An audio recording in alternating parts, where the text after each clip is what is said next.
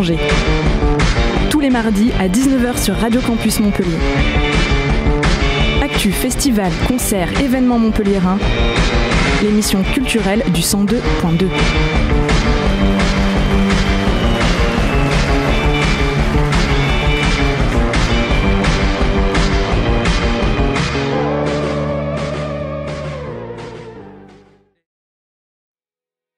C'est un peu une des fiertés de la galerie de se positionner non pas comme des gens qui accrochent des tableaux sur un mur. C'est embellir la ville aussi.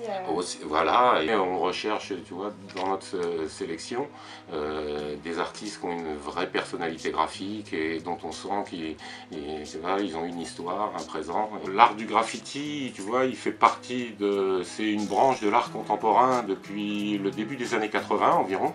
Il est apparu au milieu des années 60, il s'est développé, tu vois, il n'y a pas que l'art, il y a aussi toute la partie vandalisme et tout, et qui est à la base, en fait, la partie originelle, je dirais. Ouais, ça a commencé par un acte existentiel, mais c'était pas forcément pour faire beau.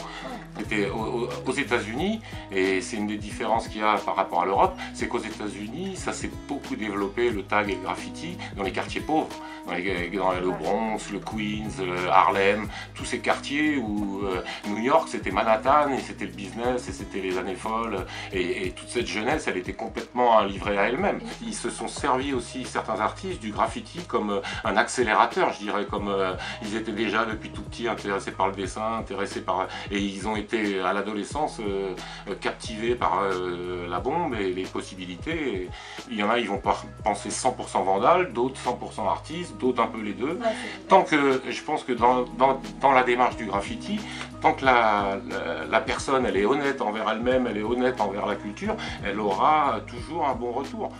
Est-ce que vous avez un prochain artiste Oui, tout à fait. La programmation, c'est là pendant 10 jours. On va faire un accrochage de 2 artistes, Small et Gum, 2 artistes de Montpellier. Et puis après, le jeudi 17, on fait une exposition qui dure 2 mois de Johnny Style, qui est aussi un artiste de la région. Et est-ce que vous pouvez nous parler du coup un peu plus de cette exposition des 2 artistes qui va durer, vous allez c'est Small et Gum, c'est 2 artistes qui sont intéressants, qui ont une charte graphique complètement différente les deux, mais leur point commun c'est qu'ils ont commencé un peu ensemble dans le même crew. À l'époque c'était les C4, un crew qui est bien connu sur Montpellier, et voilà, et ils ont pris des chemins différents, mais là ils ont travaillé tous les deux sur des séries.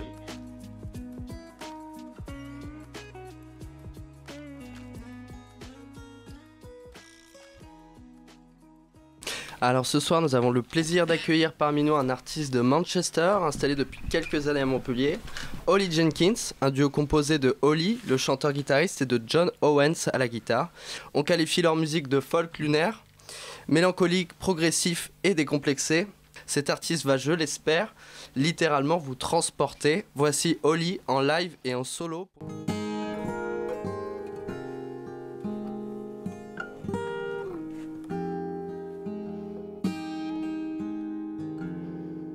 Normalement, ici, j'aurai John à mon côté qui joue toute la guitare. Mais j'ai pas ce plaisir ce soir.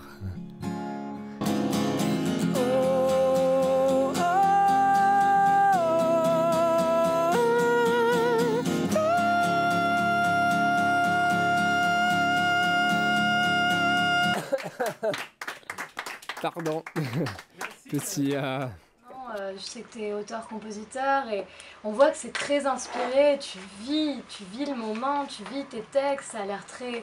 Ouais, même des fois beaucoup d'émotions dans tes mots, ça se voit dans tes expressions. Est-ce que vous pouvez expliquer à nos auditeurs qu'est-ce que c'est que le folk lunaire justement? Parce que moi-même, je ne sais pas ce que c'est. On fait du folk, mais c'est assez planant, c'est assez aéré et très mélancolique, peut-être... parfois malgré nous. Donc en fait vous avez des inspirations qui sont très cinématographiques en fait, plus que musicales peut-être. Franchement j'écoute pas vraiment la musique. Le premier EP c'est très épuré, on a fait très basique, mais on voulait juste que les chansons, on voulait que les chansons soient là. au début. Et du coup, on a fait un grand travail sur l'arrangement et on a fait un EP assez épuré, très simple, très basique. Il y a très peu d'instrumentation pour le premier. Ça fait longtemps qu'on y était dessus avec John aussi. On a intégré pour les gros stats aussi un batteur qui joue dessus aussi. Du coup, pour un premier EP, c'est très très folk.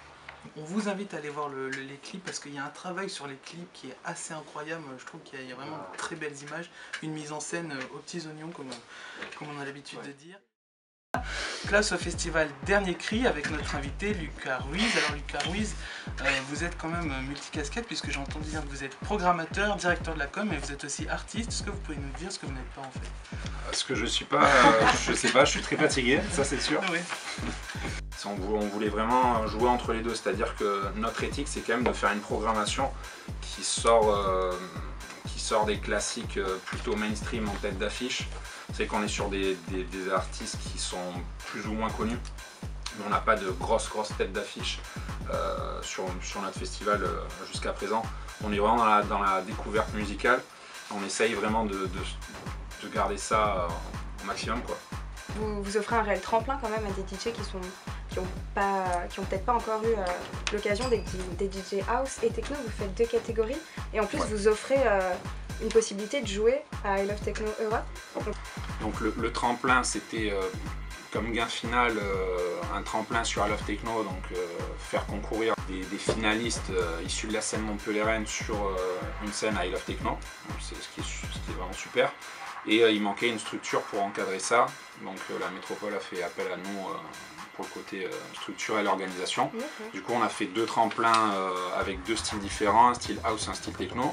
Il y a donc un des 2 tremplins où les candidats sélectionnés vont pouvoir jouer à l'anti-rouille, et ça va être dans le cadre du festival avec un autre guest, avec un guest qui sera président du jury et qui fera un DJ set. Et après il y a la deuxième partie du tremplin qui sera le tremplin techno, sera à Victoire 2. Ouais. Ça sera hors festival, mais voilà, ce sera le 26 novembre et après bon, il y a les gagnants qui seront sur I Love Techno, quoi. Le DJ de l'autorité internationale, est-ce qu'on peut avoir son nom? Ouais. Ou ça reste secret? Non, ils sont déjà annoncés sur le plateau en fait. Donc il y a Ben Vedren qui est aussi certifié Ableton, qui est un gros producteur français. C'est un gros DJ parisien, voilà, qui tourne vraiment un peu partout. On a des DJ régionaux aussi qui sont internationaux.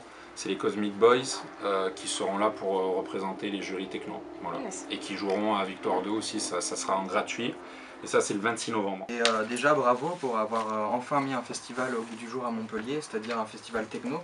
Parce qu'il y en a des petits par-ci par-là, mais vraiment un festival qui nous dit la techno c'est une culture à part entière. Il n'y en a vraiment pas énormément sur Montpellier. Bon, à part I Love Techno peut-être, mais il n'y a pas cet esprit de médiation de la musique et aussi du public.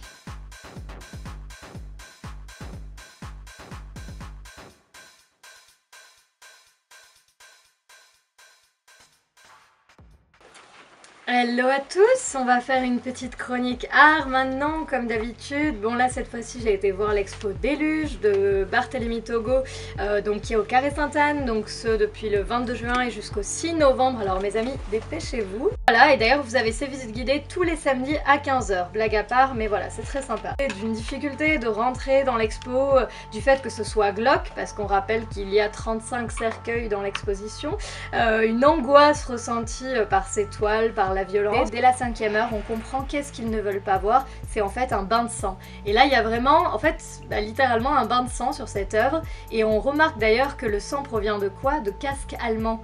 Et là, petit rappel historique, mais pas pénible, voilà, il faut savoir que les colonisateurs allemands, ils ont colonisé le Cameroun, et que forcément, il y a une petite souffrance suite à ça, et donc voilà, refus de voir ce bain de sang, et 6e œuvre, on voit une chute de l'homme, des couleurs bleues, donc l'homme n'est même plus dans l'action, on voit que c'est une douleur extrême, une destruction de l'homme, et en fait dès la 7e œuvre, là on voit un règne des animaux, donc c'est hyper intéressant parce qu'on se dit ok, en fait l'homme ça y est, il s'est anéanti tout seul, les animaux prennent le dessus, et suite à ça, c'est là où c'est rempli d'espoir, c'est que dès la 8e œuvre jusqu'à la 14e, c'est vraiment les mythes bibliques, les mythes africains, les mythes asiatiques sur l'anéantissement de l'homme certes, mais sur sa possible renaissance. Voilà, c'est vraiment un message d'espoir avant tout, c'est pas que de la mort, c'est pas que de la douleur extrême. De la qualité des œuvres, certains disent que c'est des dessins d'enfants, oui, sauf qu'en fait il n'y en avait qu'une seule qui était déjà faite, il les a toutes faites sur place en fait, d'où le fait qu'il les a faites d'une manière rapide, et donc elles sont très très belles, mais surtout l'important c'est pas la qualité même de la peinture, c'est le message qui est très...